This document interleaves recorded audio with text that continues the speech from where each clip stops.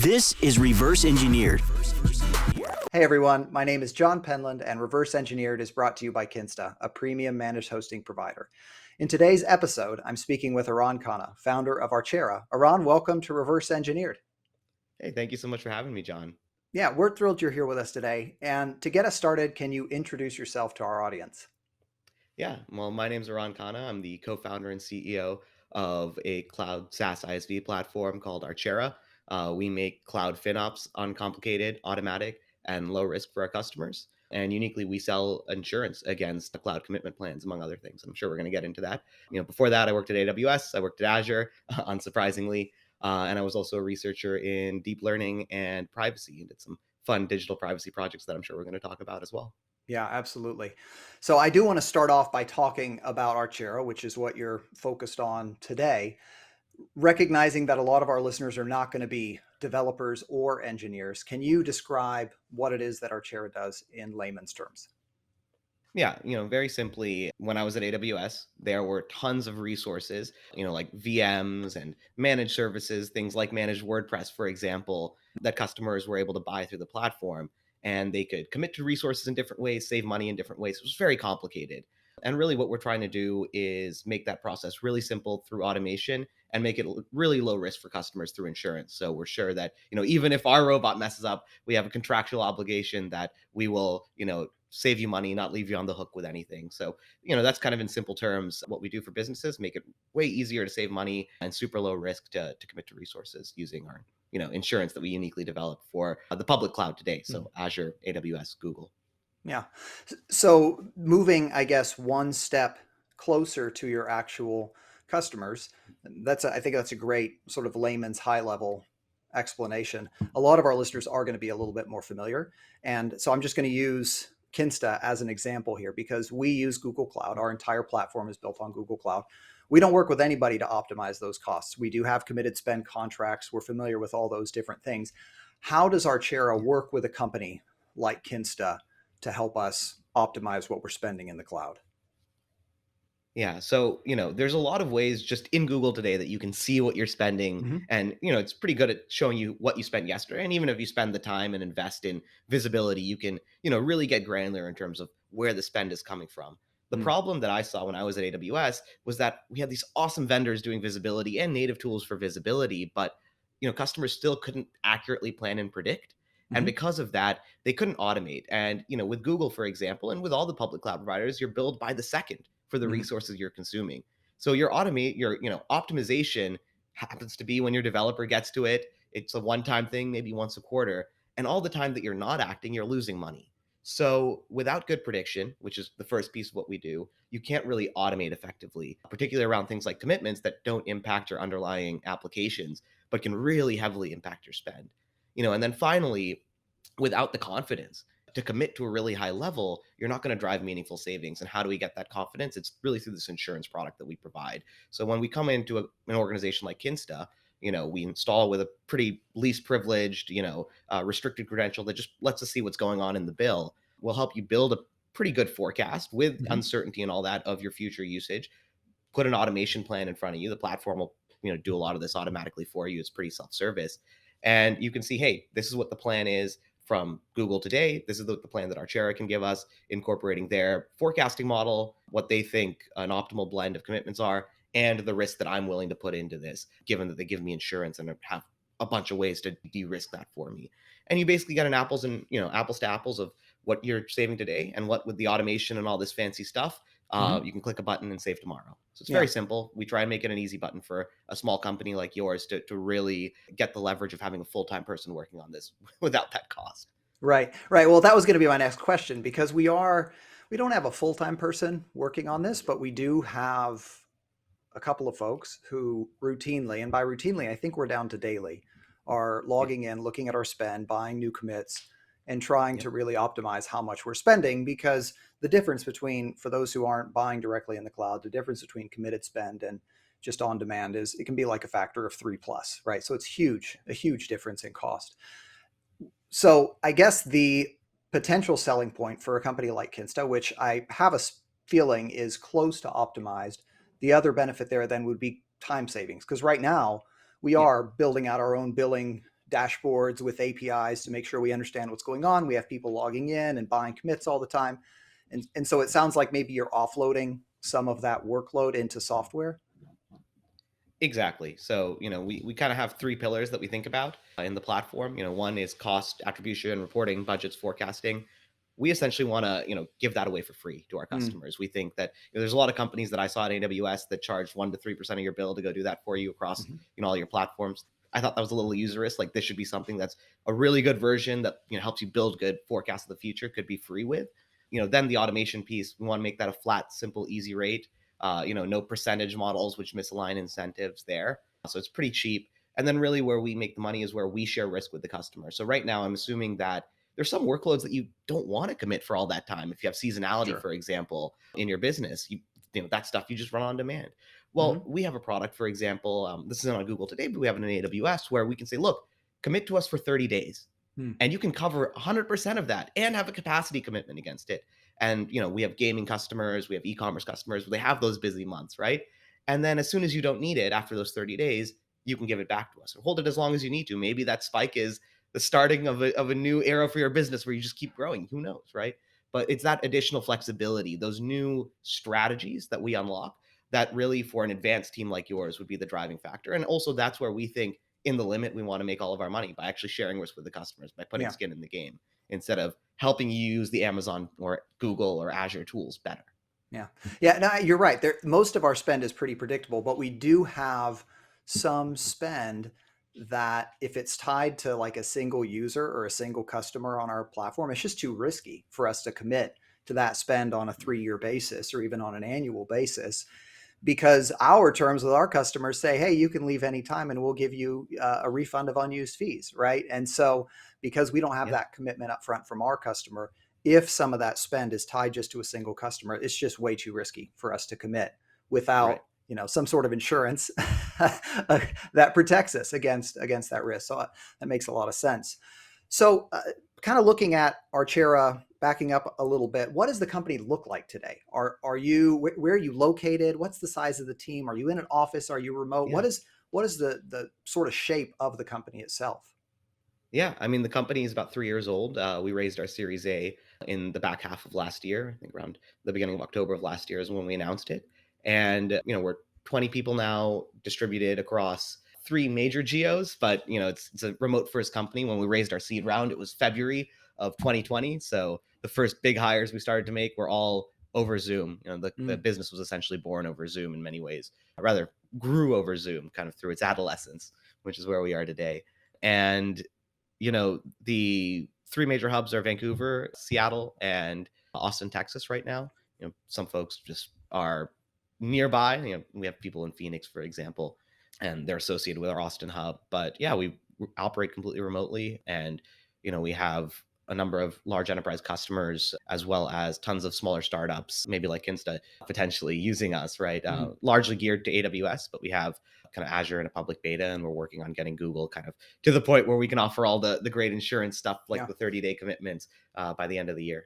I happen to notice that you mentioned Series A and you mentioned remote sort of in the same context. And I'm curious, as you were going through that process of trying to say, all right, we have this idea, we need some funding to see if we can move it to reality, and then you start building out that team, was that remote element a challenge through that process? Because there's this sort of idea out in the space of startups that a lot of potential investors don't necessarily want to invest in a remote first company, that they prefer that sort of old school office culture. Did you find that to be a challenge at all?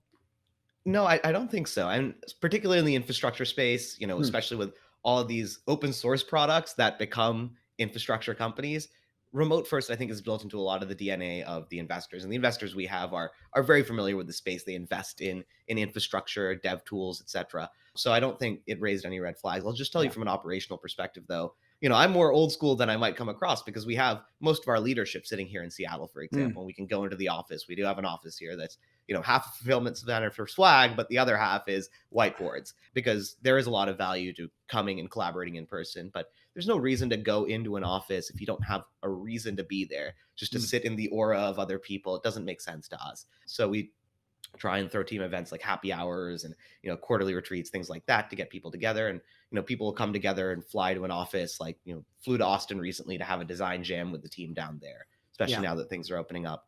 But I don't think there's any world in which we all need to go to the same place and be restricted to a talent pool in one geographic region. I think you're absolutely right that there is value in that occasional face-to-face time, particularly around strategic thinking. So when you're doing sort of that long-term strategy thinking, or if you're working on a particularly challenging or demanding problem, right? So there are situations where it's really good if you can get everybody in a room to look at each other and have a conversation. But then on a day-to-day basis, you don't need that, right? Like on a day-to-day basis, everybody working from home works great. And Kinsta is a remote first company as well. And one of the challenges we've had over the last couple of years is that it's been very hard to find any of that face-to-face time. And we're just sort of rounding the corner, being able to do more of that face-to-face stuff. And it's just, it's invaluable. So even as a remote first company that believes strongly in allowing folks to work from where they are located, from where they work best, that opens up talent pools, and all of those things are true.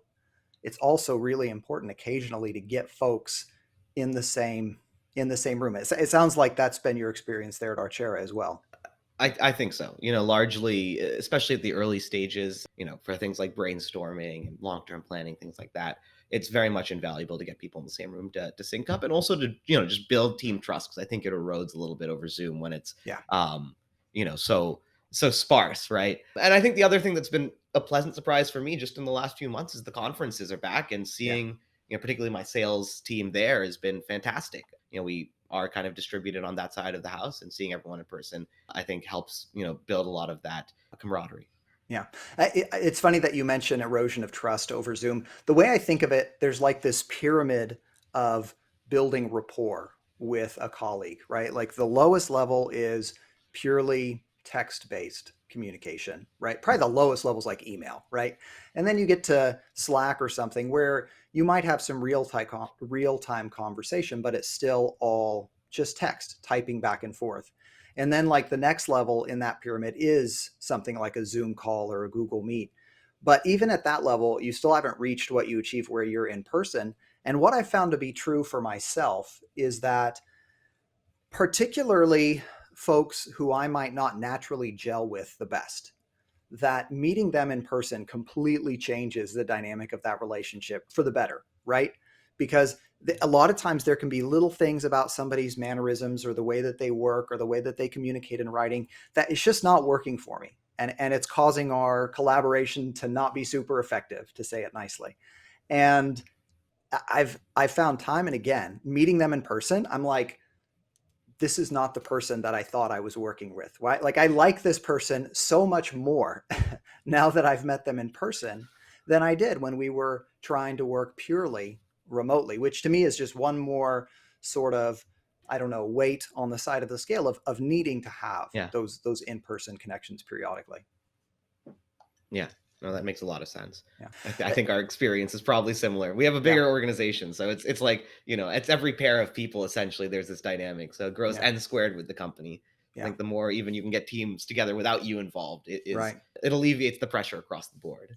Yeah. I'm curious about Archera's origin story. So I read a little bit on Archera's website about founding Archera, but what I didn't necessarily understand or see was like, what are the steps that led you to say, okay, it's time to create a product and see if we can launch this thing out into the world. So can you tell us a bit about Archera's origin story? Yeah. So, in short, I think the experience that I had working at AWS, where I was part of a smaller company beforehand, we were working on this open source deep learning framework called MXNet. And that team was essentially acquired into Amazon to build out the SageMaker product. We didn't call it SageMaker at the time, but we essentially built that first version.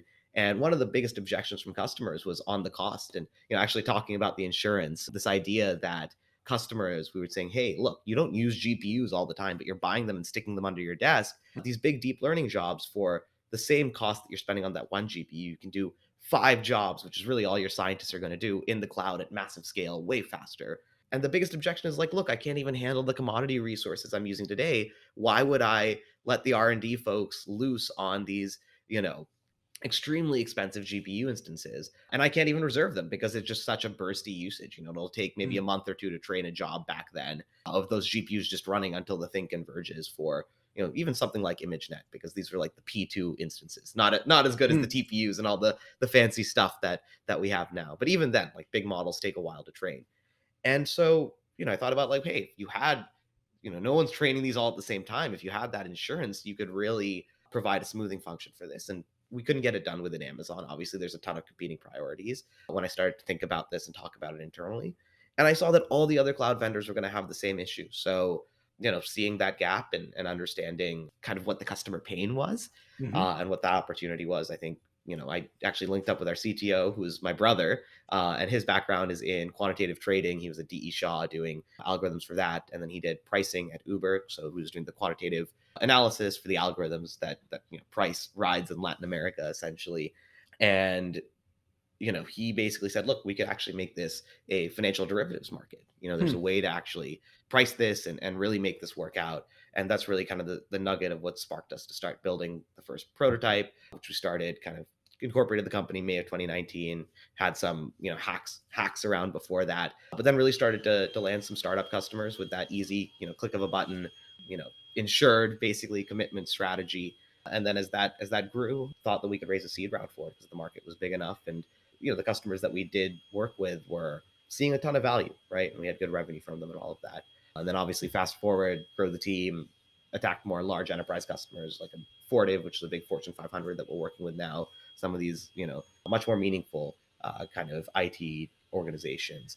And then, saw that we could, hey, turn this around and potentially raise the A. And we're on that journey right now to see if we can scale up our sales funnel, because it was just me and, basically no one else doing those first few sales, even those first few enterprise sales. So it's nice to have a team now and really see if we can scale this thing up. So it's still, early days relatively. Yeah. What are some of the challenges that you faced or that you're facing today? You mentioned scaling sales. Is there anything else that you would highlight where you go, as we're trying to scale Archera, these are some of the problems we're thinking about today? I mean, obviously, as CEO, right, the biggest thing is people. Like, are we, do we have the right hiring roadmap? How are we thinking about attacking this? And is this aligned with what the customers and the partners that we want to work with are going to be demanding of us 3 months from now? Because you got to plan for all that ahead and make sure you have the right leadership. I think we've got amazing people at Archera. We've got, I think, the best people in the space, honestly, that we could hope for.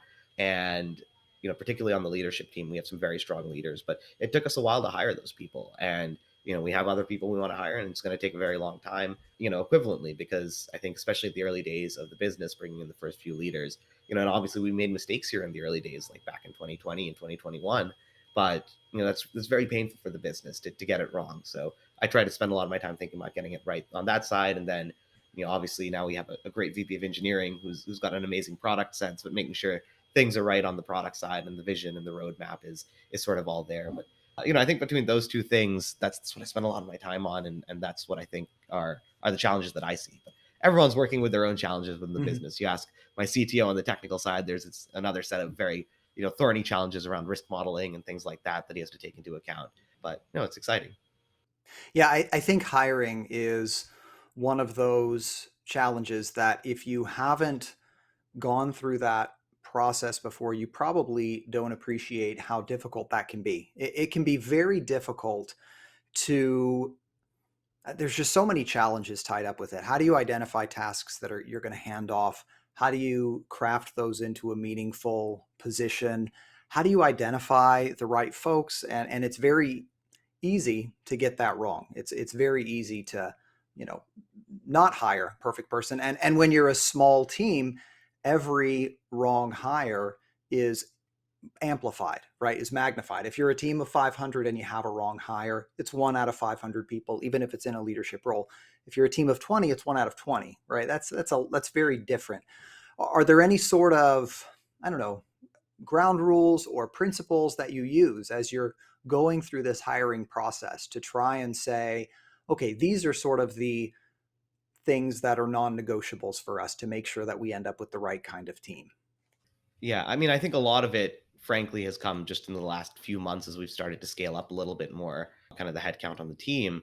And a lot of this is due to our amazing, HR partner who's helped us on taking essentially the leadership principles that, coming from AWS, that's something that I really thought was well implemented in the organization and led to a lot of positive outcomes on the product side. Obviously at scale, there were other issues, but as a core thing to align, a disparate team, I thought that was very powerful. So we started with having a core set of leadership principles that, we've been tweaking over time. These things are never set in stone, but our HR contact really helped us hone that into really a set of operational hiring practices, including questions and things like that, that I think really helped us bring a more formal process. And especially as we had, not just me and my CTO sitting on, as the co-founder, sitting on every single loop, but other people running loops independently to grow their segments of the business, it helped us basically delegate much more effectively in a much more aligned way. So that's kind of something that we've started to do now, and I think is probably, from our perspective, the best way to do principled hiring in this distributed world that we're in right now.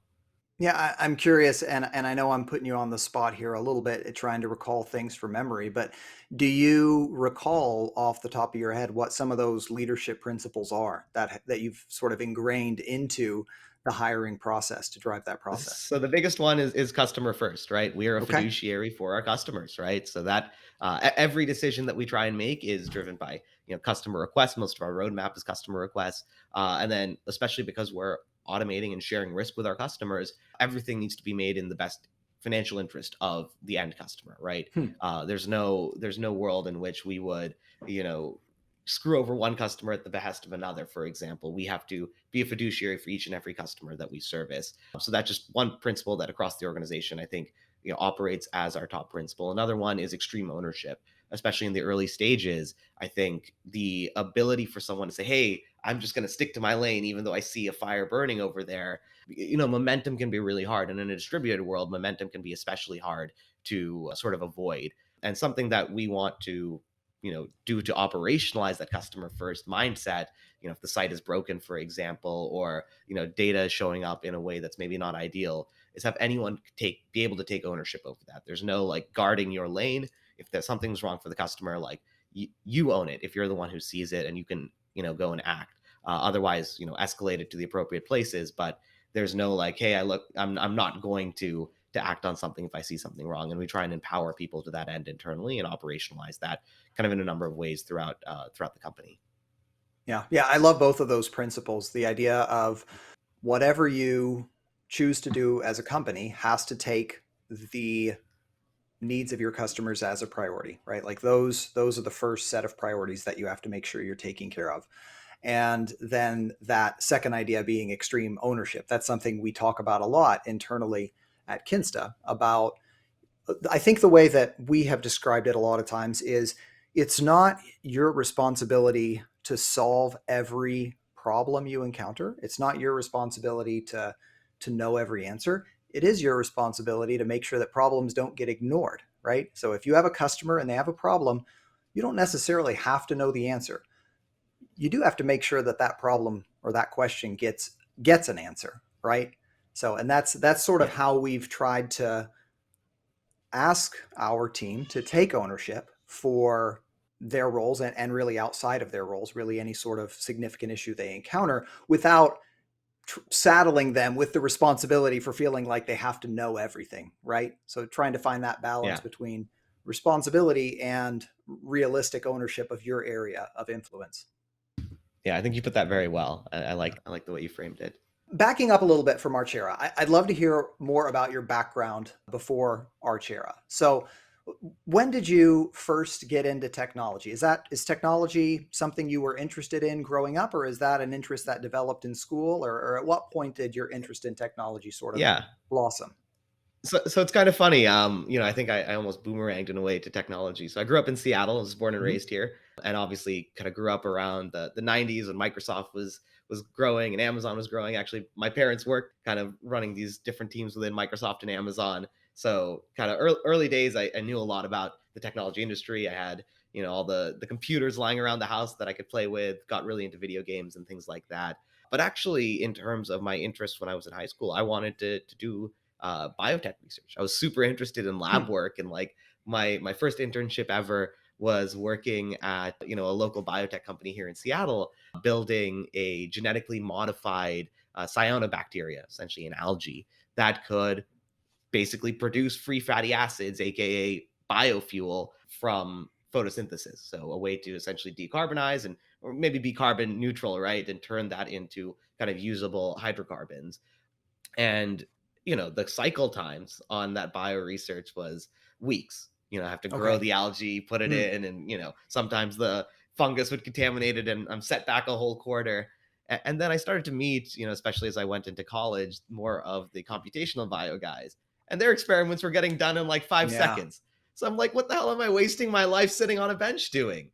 And I started to dip my toe into computer science, took some classes in college, and then just because I could build interesting things, just fell in love with it, and started doing tons of side projects, getting really deep into that. I majored in that and mathematics in college, but then got really into kind of what's the application to the real world.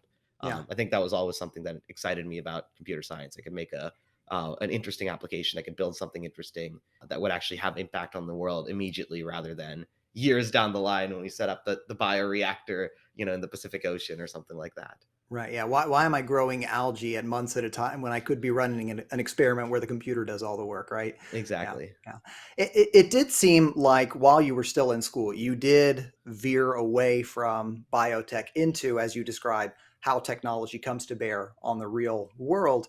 And some of the things that you were involved in or projects that you worked on, I believe while you were still in school, had a strong bent towards user privacy, which is, I think, one of the primary places where technology collides with the real world today, right?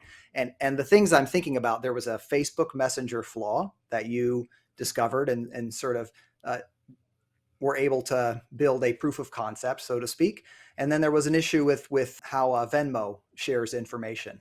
Can you unpack those two different situations for our listeners? What did you find and what did you do about it? Yeah, it's interesting. I mean, I could probably clinically talk about this from a researcher's perspective, but I think the more interesting piece is, how I got into it and kind of the story behind it. Because I was, in school studying computer science. I actually had this guest lecturer, or rather guest professor in one of the classes that I was in at Harvard, who was the former CTO of the FTC and actually worked on a lot of privacy related cases. So, Mm-hmm. definitely credit Latanya Sweeney, Dr. Latanya Sweeney, with actually setting me down this path of thinking about these problems. But I was very passionate about privacy. Obviously, I used all of these apps. Unlike some of the older generations, my generation was born into basically communicating with Facebook Messenger at the time as a default, Mm-hmm. and communicating through social media like Instagram, kind of with your wider friend group. So those things kind of really started to get me thinking about, what are kind of the unintended consequences of these. We saw a little bit of that in privacy and technology, but I started to look at my own usage, like what's going on here. In parallel, like any good computer science student, got an internship. It was junior year, or the summer before, right? And I got an internship at Facebook working on what was actually going to be the thing that I probably, if I ended up working there, I'd have to go and be fired for writing another blog post. But it was on the newsfeed ranking Mm, team, which obviously, if you can think about all the next wave of controversies right. after the privacy, it's very much generated by that. That being said, I started looking at Facebook as a product, and I found that one of the interesting things on the mobile app was every time you sent a message via Messenger, it would by default attach the location of that message. Hmm. Now, that wasn't a flaw in so much as it was a weird design decision, right? Where this thing is on by default, and I can see the use case. Maybe you're messaging someone in the park and you want to go meet up, so it's kind of helpful for that. But frankly, what I saw was just anecdotally, I could actually see all these messages going in group chats and almost track people's locations. So Mm-hmm. something I could do, in my head with a piece of paper, I wanted to create an app for. So I created this little Chrome extension called Marauders Map, and this was kind of the summer before I was supposed to, right before I was supposed to start at Facebook. That would help people see essentially all this data that's coming into their Messenger feed, and plot it on a map. And obviously, if you know Harry Potter, the Marauders Map helped Harry track all the people around Hogwarts. And people say that Harvard looks like Hogwarts. So I thought it'd be cute to say, hey, I was tracking all my friends around Harvard the same way, we're tracking, Mm-hmm. Harry was tracking people around Hogwarts. It actually worked quite well, funnily enough. But, I put that out as a blog post, quick open source project, released it on the Chrome store. And the thing basically went viral. And honestly, I thought I was doing a service to the end customer of Facebook by saying, hey, maybe this is something you should look at and turn off. They should, my views, they should probably build this into their privacy checkup to see, are Mhm. you exposing too much data here? Do you want to turn this default off? But Facebook didn't see it that way. And basically the day before I was supposed to join, long story short, after I deactivated the map extension and everything they'd asked, they basically said, hey, you didn't act in the best interest of Facebook. And they fired me when I had an apartment and everything in San Francisco I had to pay for Wow. and was banking on that internship. Luckily I landed at a startup, which is basically where, the team that got acquired into AWS that I was working for. But the yeah, the whole experience basically showed me, and when I started my company, the customer always comes first. And when you're Yeah. at Facebook, they have, I think, kind of a toxic culture internally from what I saw, but also the customer is not the user of the product. It's very clear. They're Mm. not thinking customer first. The customer is the advertiser. And so that's what I really liked about Amazon. Very transparent about what the customer is and putting them first. And when I started my company, that's why customer first is really the most important leadership principle that we have. So that was kind of that piece of it. And then I repeated the pattern with Venmo basically, and worked with Latanya to release papers on all of these projects, because Venmo had some invasive defaults where it'd share all your payments, when you can track people's friendships as they developed. You can see who they're going on dates with. It was kind of fun as well. But Yeah. the net of it, and I did a TED talk on this, was that you could essentially see that in the early days with these platforms becoming popular, the privacy sharing was always flipped on by default, because that was a lever for growth for them, and it just created kind of perverse incentives for the end user. And without any regulation, I think the regulation still really hasn't come far enough. The thing that's been more effective than the Congress has been Apple at regulating privacy, which is funny. But the you know the incentives were really misaligned, and we need someone to really help bring that back into balance, where the companies aren't incented to basically throw their user data out in the hopes that it'll generate some growth. Yeah. So in those early days, you had this strong demonstrated interest in user privacy, making sure that apps are clear about what are you sharing, making sure that apps are clear about where their priorities are, who their customers are. And I'm curious how that has translated into what you're doing today at Archera. And you've spoken to that a little bit, but can you just speak to this commitment to the idea that users deserve to know what's being shared and that companies should be clear about who their primary customer is? How does that influence how Archera operates today? Yeah, I mean, maybe zooming out, because I think a little bit is on the principle side, but I think the common thread that goes between my privacy research and what I was doing there from a technology cross society standpoint, it really centered around this idea of these big powerful digital platforms essentially were really tough for customers to navigate, and the complexity caused a lot of downsides. So trying to level the playing field for that end user of these powerful complex platforms is something that I think in many ways we're trying to do at Archera today. When we think about, for any given Hmm. AWS resource, there are 36 ways to reserve it. And if you Yeah. want to say, like, hey, for $500 that I could spend up front in this basket of things I'm committing to, where do I put those upfront dollars? That's Mm. literally an NP hard problem. Like, Yeah. that is crazy that they embed NP hard problems in planning your purchase of these resources. And obviously it's an efficiency that they soak up on the profit line.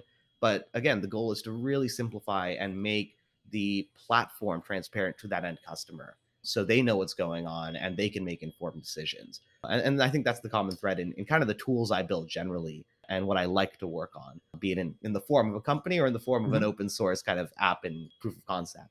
Yeah. What caused you to decide to make the switch from pursuing the sort of corporate track that you were on as you were working with major cloud companies, Azure, AWS, and at some point you decided to venture out on your own? What transpired to cause you to decide to make that change? I mean, I think frankly, it was the opportunity that I saw to make customers' lives a lot easier by solving this problem that I ran into, and just couldn't see a line of sight to solving inside a big company. There is a natural intransigence to a big leading vendor of any space. And I think, especially while I'm young and spry, I want to be able to, channel that energy into something where, the marginal thing that I do actually has marginal impact, even if it's on a smaller scale. Yeah. Yeah. So, I mean, what I'm hearing is the motivation is more in the direction of wanting to feel proud about the work that you're doing, as opposed to necessarily trying to build, a unicorn or a, $100 million valuation. Although Well, I mean, I you can think have the both core goals, thing is right? I'm trying to solve a problem for customers. I'm Right. excited about solving a problem for customers. And I Yeah. think this is something where if I put in a year of work, I can move the ball way more, Yeah. way further down the field for customers, and probably in the Mm. long term, move it further down the field for more customers than I could when I was within Amazon or within Microsoft, just because of the layers that you have to go through to affect change there. And that's kind of the bet I'm making. I can make more of an impact and improve more customers' lives doing this, and I'll obviously feel more proud about having more of an Yeah. impact. But I think the motivating thing is that this is a way to much more quickly, in my estimation, move the ball down the Yeah. field for customers. Yeah. You've been in this startup space for a couple of years now. And as you think about folks who might be coming down the track behind you, is there any advice you would give to somebody who maybe is right out of school, or who maybe is with a cloud provider right now, thinking about leaving and launching their own company? Are there any lessons that you've learned that you'd share, or any pitfalls that you would warn others to avoid? Yeah, I mean tons, but that would be us sitting here for hours. I don't know if we have too much more time. So I think kind of broad strokes, what was helpful to me on the journey was, particularly talking about earlier stage people who are maybe in college or coming out of college, Hmm. using those early years to get a really good breadth of what's out there, maybe working at different companies. And honestly, like, you don't have to do a startup immediately when you come out of college. In fact, in many ways, it's better to go and find, do your exploration through your internships, find a kind of company that's interesting, be it a cloud provider or whatever, right, in whatever domain, and operate there like an owner. Operate Mm. there, take on more than you are. And you obviously have to land in the right team. There's politics and other stuff at organizations, but if you can go to a relatively nimble organization, maybe a late stage startup or something like that, and really learn in a space that you're excited about building in, you're going to see way more, get way more customer connections, and be really set up in an interesting way where you have almost founder market fit to go and Hmm. start something. So that's something that I would, just generally as a piece of advice to someone in college give if they're interested in going down the entrepreneurial track in the long term. Now, Yeah. obviously, there's many exceptions to that, but that was my general, the enterprise SaaS space, particularly in the cloud space, my experience. If someone's looking to leave and start something, I think there's many ways to de-risk it and whatever, but the easiest way is just to start. If you take the leap, it's hard to, if you go through a one-way door, it's hard to it's hard to not commit 100% of yourself to that endeavor. So, you can work on it on nights and weekends, you can hone the idea, but at some point you have to make the leap and actually go build the thing and validate it with customers. And that, if you're doing it right, I think should be a full-time job. Yeah. Yeah. And I really love one phrase that you mentioned in there, which is operate like an owner. And I think as kind of gets back to that idea of ownership, of this ownership mentality that you've mentioned and that we make such a big deal of at Kinsta, is that, and there's a way you have to caveat this a bit, because when you operate as an owner, you have to also understand the limits of your decision making discretion, right? So when we talk about operating as an owner, it's not making decisions necessarily that you're not allowed to make. It's taking responsibility for the full breadth of what you encounter, right? Taking responsibility, having a desire to drive success for the organization, not just focus on your specific responsibilities. I feel like that's advice that anybody, even if they're not interested in starting a company, right? Like, that's just great career advice in general. Is this operate as an Totally. owner? And honestly, like, I think if you're at a high performing company that recognizes and gives more to people who are leaning in, you're going to see way more of the business. You're going to Mhm. have more scope because you're going to say, hey, I want to be in the meeting with the customer. Yeah. I want to be kind of on the phone as we're onboarding this person. I want to actually sit in on, a customer success call. I want to learn. Mhm. And, if you're in a culture that, and I think, you should strive to be in companies that have the culture that support that and give Yeah. you that scope, because I think it's great mutually. You'll Mm. benefit the business more, you'll know more, and you'll be able to make better decisions. And that benefits the business, but you learn a lot more if you lean in and operate like an owner. So I think it's mutually beneficial. Yeah, absolutely. So as we wrap our conversation to a close, I have two closeout questions that I always ask all of our guests. So the first is, what is a resource that you would recommend to listeners of this podcast? This could be a book, it could be a blog that they should follow, a newsletter. Really, anything is a good answer. What's something that you value in your own life that you'd recommend to our listeners? Well, I mean, topically, kind of staying consistent here, the book Extreme Ownership is one Yeah. that I would definitely recommend. It was written by a former Navy SEAL. I'm sure that you've read it or heard about it, given that I think a lot of these principles and these ways of operating, I think, come from that book. And obviously, in the most extreme conditions, what a culture like that can enable people to do. And it's quite fantastic. So definitely recommend that. And then maybe another plug. I love the Acquired podcast. If you're interested in entrepreneurship, there's like 3 hour and a half deep dives into businesses. Actually, one of our seed investors, Pioneer Square Labs, one of the partners there is one of the hosts of the show. And I think they just do a fantastic job. If you're interested in business and entrepreneurship, it's a very, very interesting long form podcast that's worth the listen. Awesome. Well, we'll make sure we get links to both of those in the show notes. And the last question for you, if somebody wants to connect with you or to learn more about Archera, where should we send them? Yeah, you can find us at Archera AI, ARCHERA.ai. And you can find me on Twitter at ARANKHANNA. And I'm usually tweeting about Archera, or, obviously feel free to DM me if anything in this episode was interesting to you and you want to have a further chat. Yeah. Well, Aran, thank you so much for hanging out with me today on Reverse Engineered. It was great to be here. Thanks so much for having me, John. This was a lot of fun. Yeah.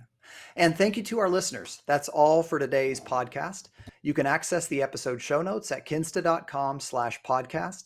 That's KINSTA.com/podcast. If you enjoyed this episode, don't forget to subscribe to Reverse Engineered and leave us a review on Apple Podcasts or the platform you're listening on right now. See you next time. Thanks for joining us on this episode of Reverse Engineered, the podcast on all things business and tech. Reverse Engineered is brought to you by Kinsta. Kinsta's premium WordPress hosting can speed up your website by up to 200%. And you'll get 24/7 support from our expert WordPress engineers. Let us show you the Kinsta difference at kinsta.com.